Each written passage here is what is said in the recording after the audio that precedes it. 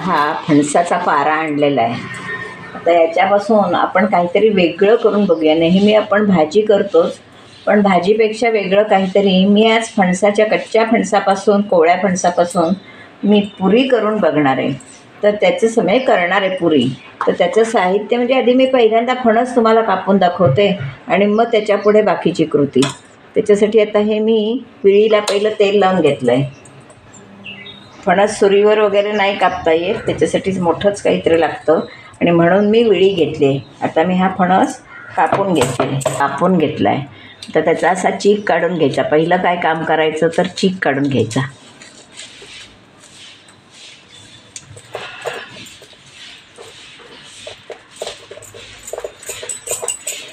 एकदम कोवळा नाही आहे फणस.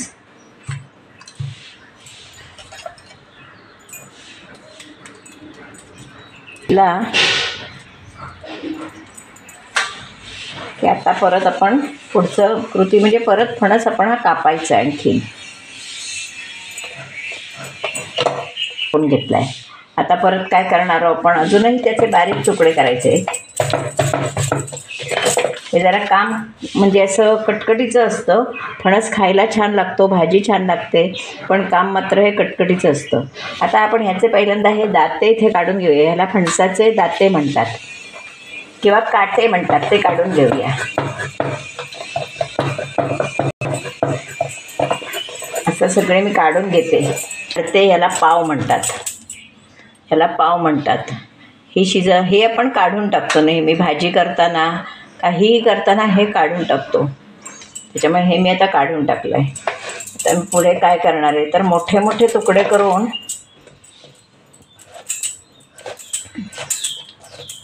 पाण्यात टाकणार आहे.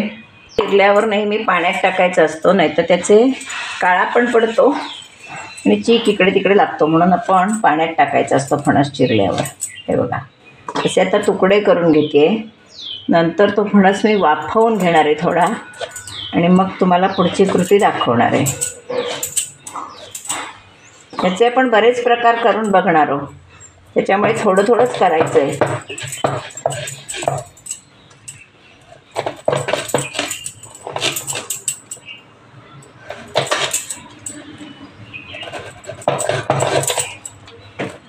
केवळ तुम्हाला दाखवण्यासाठी मी हे प्रकार करते.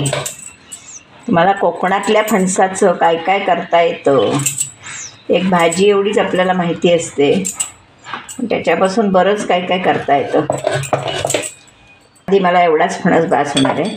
हा मी आता वाफवून घेणार आहे आणि मग तुम्हाला मी पुढची कृती दाखवणार आहे. फणस कापून दाखवला, फणस चिरून दाखवला. हा आता मी फणस वाफवून घेतला आहे आणि हा फणस आता मी मिक्सरला लावून ग्राइंड करून घेणार आहे. आता त्यानंतर तुम्हाला पुढची कृती दाखवते. कोवळा फणस आहे तो आता मी मिक्सरला घालणार आहे. पण आपण त्याच्या मी पुऱ्या करणार आहे, त्याच्यासाठी हा मी फणस वाफवून घेतला आहे.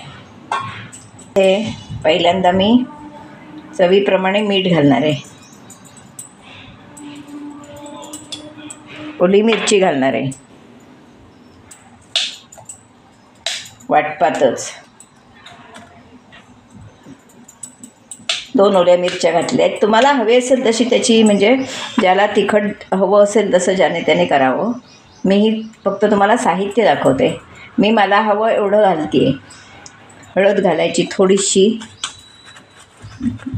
त्यानंतर हे जिरं घालते आहे आणि आता हे मी पहिल्यांदा वाटून घेते. आणि पुढचं साहित्य म्हणजे ही मी कणिक घेतली आहे, गव्हाचं पीठ आणि कोथिंबीर. 1 चमचाभर बेसन घालणार आहे. हे बेसन घेतलं आहे, त्यातलं चमचाभर बेसन घालणार आहे म्हणजे त्याचा खमंगपणा येतो. आणि तेल घालणार आहे मी. तेल आपण पुऱ्या म्हटल्यावरती आता तेलात तळणं असा प्रकार आहे. तर ह्या पण पहिल्यांदा मी फणस बारीक करून घेते. आता हा मी छानपैकी फणस बारीक करून घेतलेला आहे. त्यामध्ये ही मी कणिक घालणार आहे. घेतली आहे, बघूया किती मावेल तेवढीच घेणार आहे, त्याच्यामुळे आधी मी थोडी घालते आहे कणिक. त्यानंतर चमचाभर मी बेसन घालणार आहे. बेसनचा एक वास छान येतो म्हणून बेसन घालणार आहे. 1 थेंब म्हणजे 1 चमचा बेसन घालते. आणि आता हे मी पीठ ओवा घालणार आहे त्यामध्ये. हा बघा, थोडासा ओवा. ओव्यानं फणस जरा पचायला जड असतो, तोही मदत होते पचायला आणि ओव्याचा वासही छान लागतो, म्हणून ओवा घातला आहे. थोडी बारीक चिरलेली कोथिंबीर, शक्यतो त्याच्यात दांडे नसावेत. थोडी कोथिंबीर. तर हे मी पीठ चांगलं मळून घेणार आहे.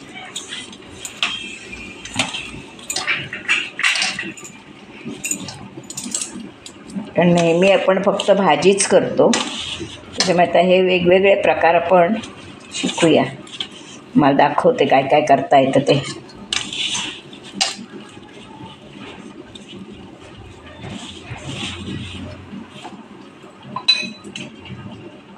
लागलं तरच पाणी लावायचं, पण आता ह्याला पाणी सुटणार नाही. उकडवून घेतलेलं आहे त्याच्यामुळे पाणी सुटणार नाही.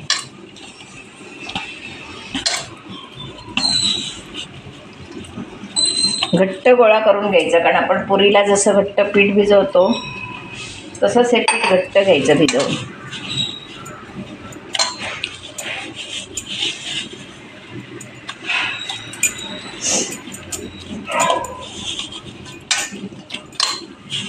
मी चांगलं तेल लावून असं मळून घेते.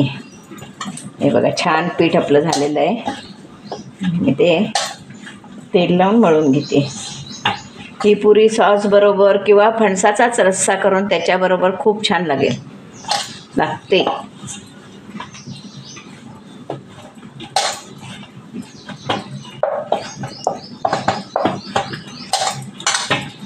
काही जण पुरी म्हटली की मैदा पण घालतात, पण मी मैदा न घालता गव्हाच्या पिठाच्याच केलेल्या आहेत. आता मी त्याचे गोळे करून घेते छोटे छोटे.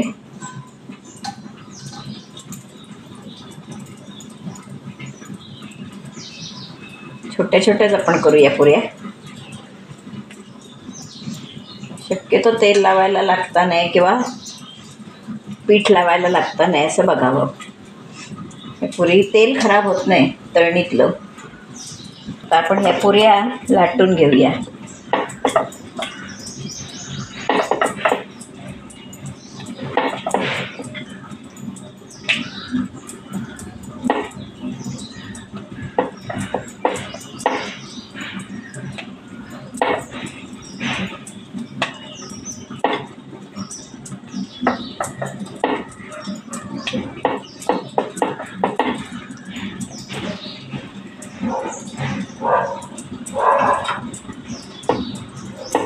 तापलेलं आहे. आता आपण एक एक पुरी सोडूया. पुरी वर आल्याशिवाय परतायची नाही.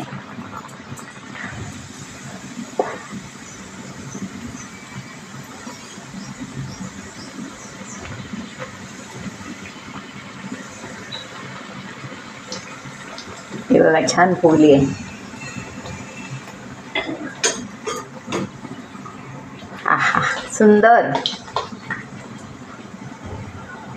टेस्टी पुरी होणार आहे.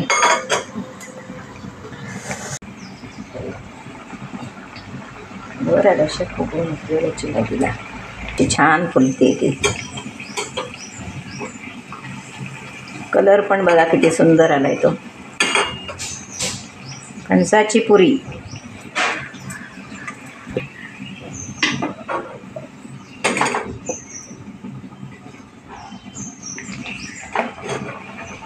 ही फणसाची टम्म फुगलेली पुरी खाण्यासाठी तयार आहे. ही कोवळ्या फणसाची आपण केलेली आहे, त्याच्यामुळे हा एक वेगळा प्रकार आहे.